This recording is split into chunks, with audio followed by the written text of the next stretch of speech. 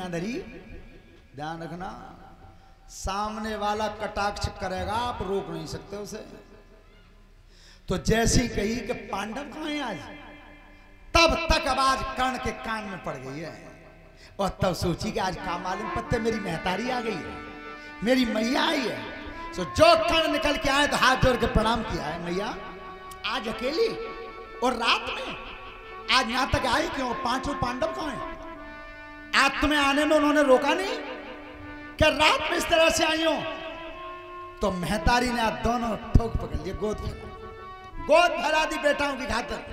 और तब गई, बेटा कर्ण, मैंने ये सुना है कि तेरे जैसा कोई दानी नहीं है, 1.25 मन सोना दान करता था रोजाना, इतना बड़ा दानी था कर्ण। तो मैंने बेटा तेरे जैसा दानी नहीं सुना, तो मैं आज तेरे सामने दान मांगने आया। क्या बोलिए? अरे बेटा में दान मांगी वे कुआई, बेटा में दान मांगी वे, बेटा में दान मांगी वे आई, सो बेटा में दान मांगी वे आई। अरे दान मांगी वे आई, सो तपे दान मांगी वे आई, सो बेटा में दान मांगी वे आई, सो बेटा में। पांच लला तो रण में पांगे, देखिए क्या मांगा है, समर में पांगे और उनको दिए बचाई, बेटा में दान मांगी वे आई, सो बेटा में।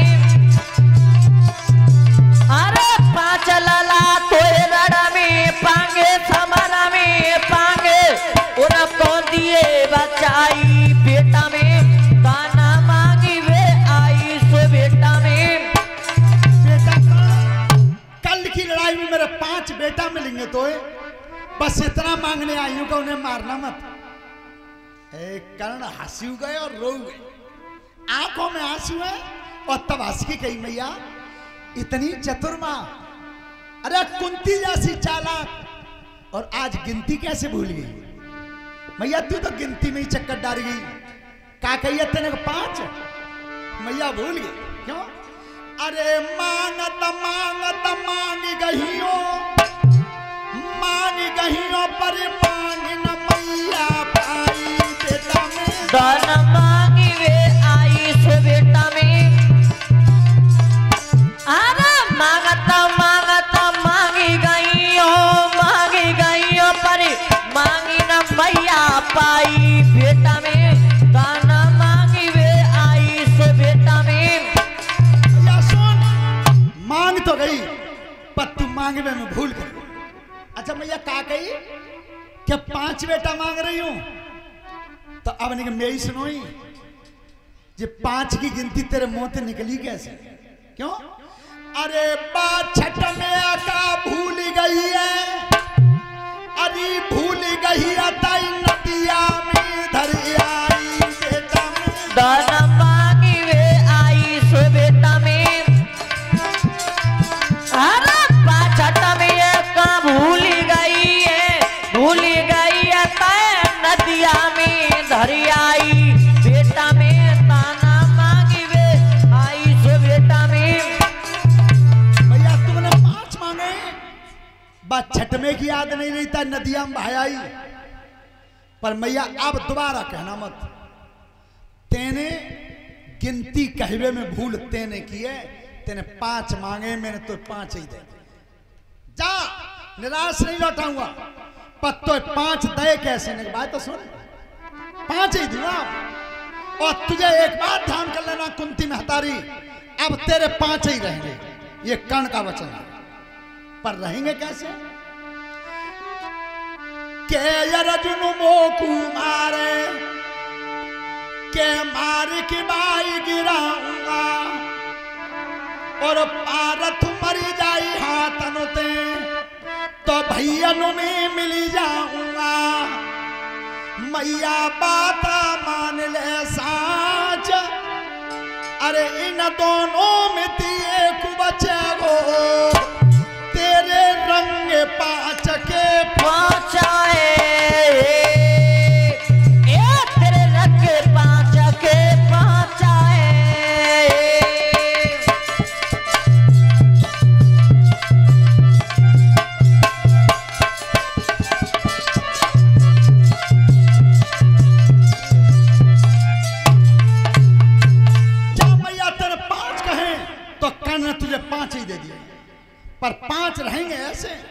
या तो अर्जुन मुझे मार देगा तो तेरे 5 हैं।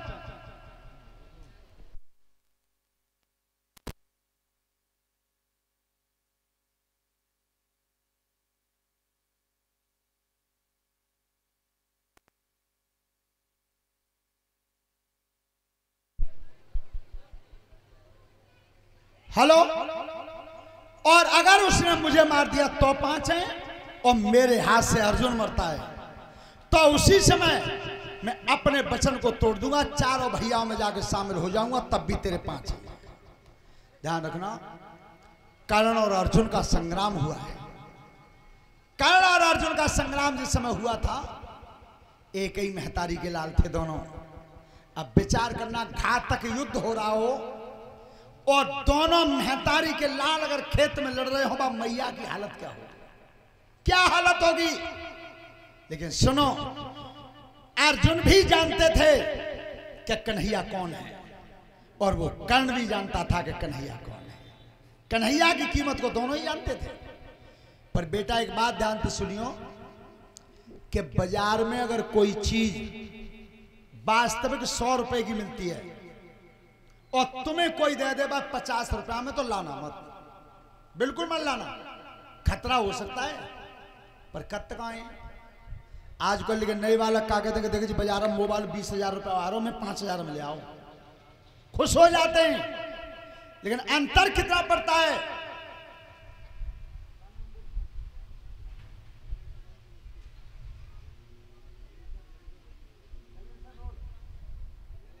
चले सर से मुस्की, दौलतपुर मुस्की से ये 100 रुपए का पुरस्कार है, उन्होंने नाम नहीं बताया है। धन्यवाद, परमात्मा सुख समृद्धि देता रहे। अंतर कैसे पड़ जाता है कीमत में, सब बाल को ध्यान से सुनो।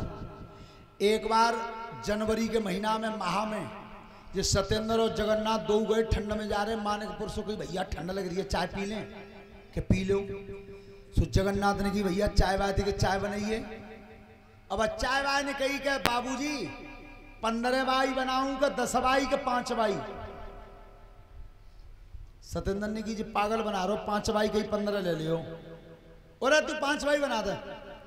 सुबह 5 बाई चाय करके दोनों ने कुल्लड़ में करके दे दी, पिए तरह आधी आधी पी गए। तब पूछी सत्येंद्र बाबू ने, कहे रे जी चाय में अंतर का है कि 5 की, 10 की और 15 की। कब पूछी है, तब आधी आधी पी ली है। सुबह चाय वाय ने की कि बाबूजी पहली बार असली दूध में अदरक चीनी पत्ती डाल के बना के दे दे तू, वो तो है 15 रुपए। और फिर बाई अदरक में, बाई चाय की पत्ती में दोबारा में आधो दूध और आधो पानी बना के दे दे तू, वो है 10 रुपए। और वो सत्येंद्र को चश्मा घूमो, फिर बच्चों 5 बाई कौन सी है। कह रहे जी 5 बाई के बाबूजी ये सब बड़े बड़े आदमी चाय पी पी के नेक नेक गिलासन में छोड़ जाते हैं, फिर इन्हें खेती कर लेते, वो फिर 5 अंबे के जाते हैं, तिरो वो समय नाम चलो जाए। तो ध्यान करो, 5 बाई चाय पी के आए 15 की में, तो खतरा हुआ कि नहीं हुआ। तो आज वाले को ध्यान रखियो, जब 5 बाई पिए थे दो। आज जैसे युद्ध हुआ था दोनों में, एक तरफ से सूर्यपुत्र कर्ण था और एक तरफ से अर्जुन था। धोखे से जिस समय रथ का पहिया धरती में चला गया, गाय का श्राप लगा हुआ था, और उसी समय परशुराम का श्राप लगा हुआ था, अंतिम समय में मेरी विद्या काम नहीं आएगी। तो रथ का पहिया धरती में चला गया, धरती में चला गया। किस तरह से,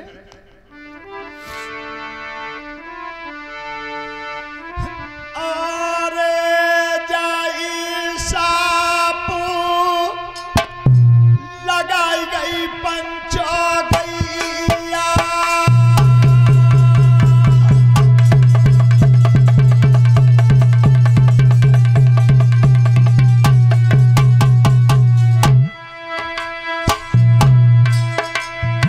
अरे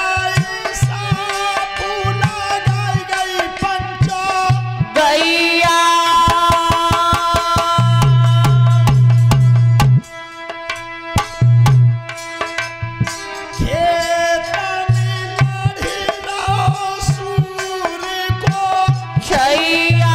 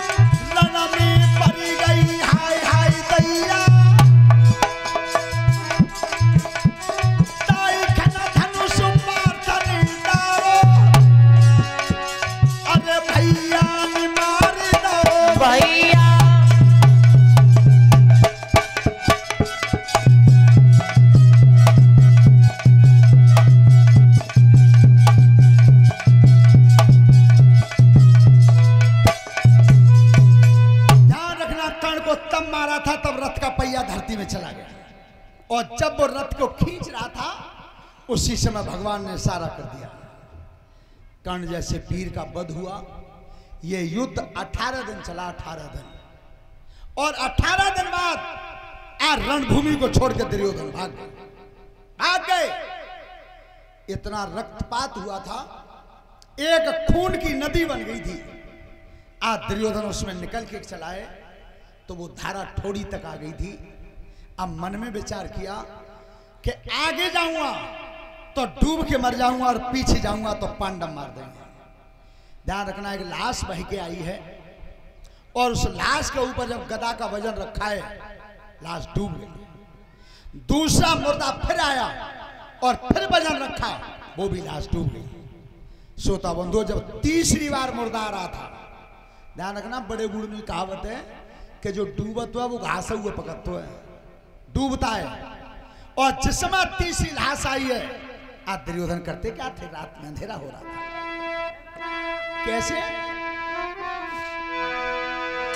सुनो ऋषि धरि ध्यान, अरे लाश जब जल में बही आई,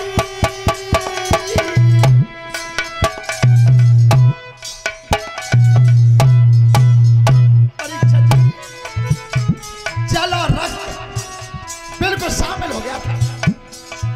खून की नदी दिखाई देती थी और आज उसी में बीच में खड़ा है। कुलपति करो विचार, लाश फिरी तीजी बही आई। अरे कुलपति करो विचार, लाश तब तीजी बही आई। कुलपति करो विचार, लाश तब। जैसे तीसरी लाश आई है, आज दुर्योधन ने उसके ऊपर हाथ रखा है। लाश की खूबी क्या थी? सुनी मंगे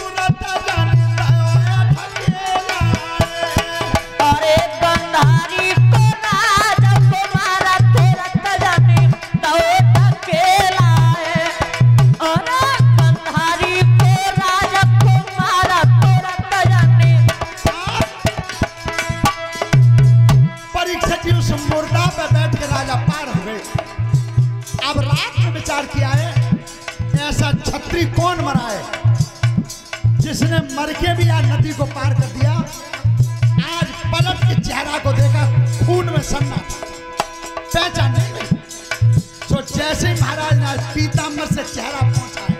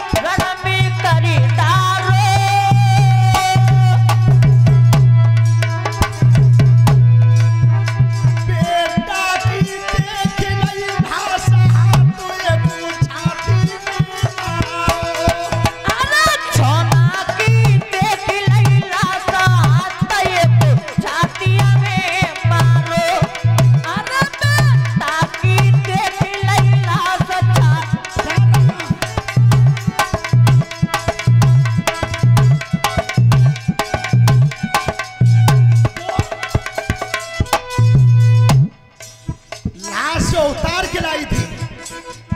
वो वीर जो मरा था वो दुर्योधन का बेटा मरा था, लक्ष्मण दुर्योधन का ही बेटा था। आज अपने बाप को मर के भी पार कर दिया। लेकिन ध्यान रखना, उस बेटा का नाम था लक्ष्मण, दुर्योधन के बेटा का। और मारा किसने था? चक्रव्यूह की है गई रचना,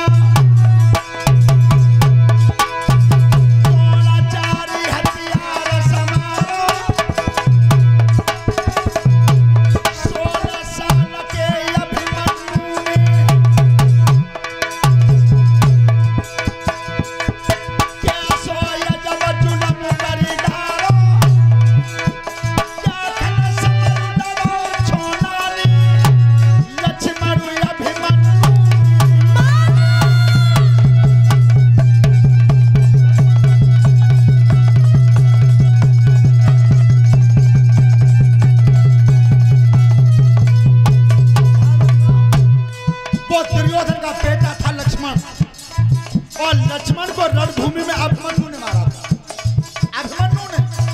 और आज बेटा को लिए राजा अकेले बैठे, कोई परिवार का संग नहीं है, कोई नहीं। जीवन में ध्यान रखना, पूरे विश्व में सबसे बड़ा दुख कौन सा होता है? सबसे बड़ा दुख होता है बेटा की लाश बाप के कंधा पर हो। इससे बड़ा दुख कोई नहीं।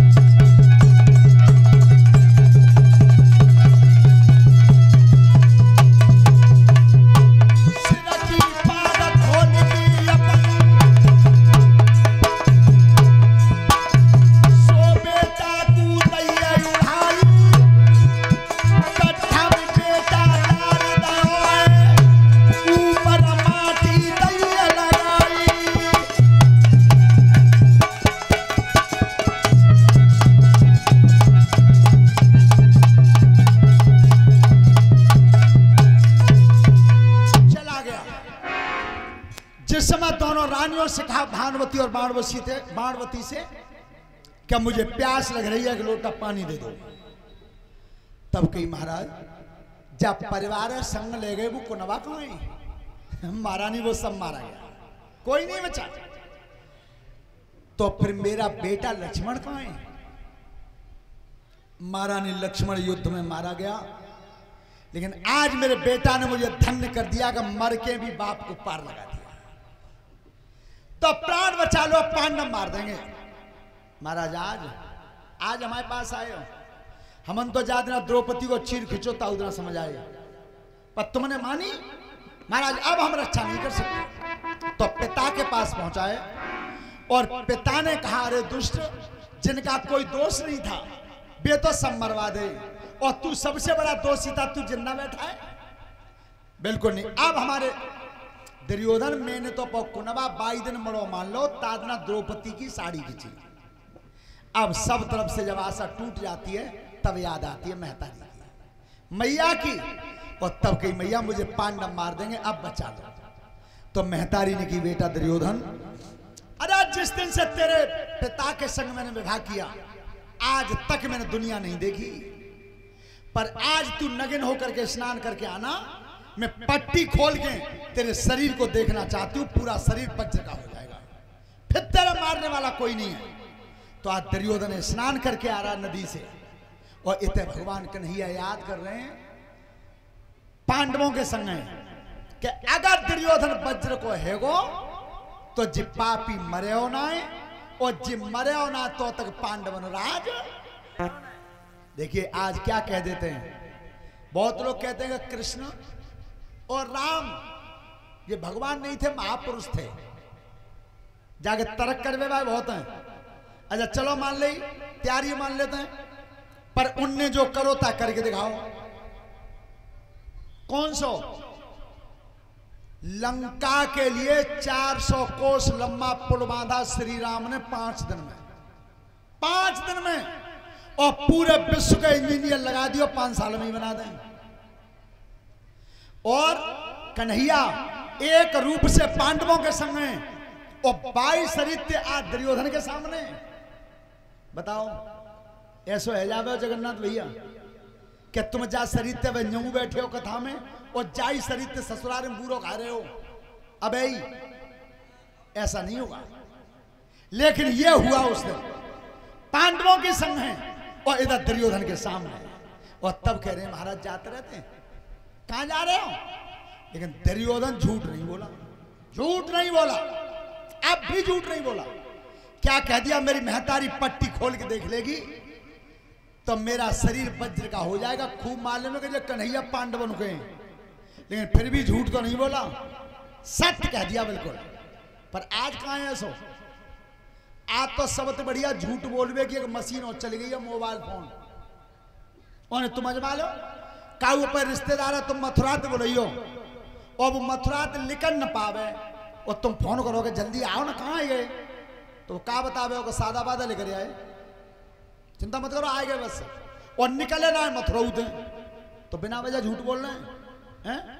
पर झूठ कैसे बोल जाते हैं कि एक बार जे हमारे देवेश फौजी और जगन्नाथ और सत्येंद्र तीनों जो बम्मा है वो भर के सो जाए किनारे पे खड़े, सो सबसे पहले कही देवेश फौजी ने कहा जा बम्मा में काउदना जमाने में हमारे पिताजी डूब के देखो करते तो 1 घंटा बाद उछलते, 1 घंटा बाद।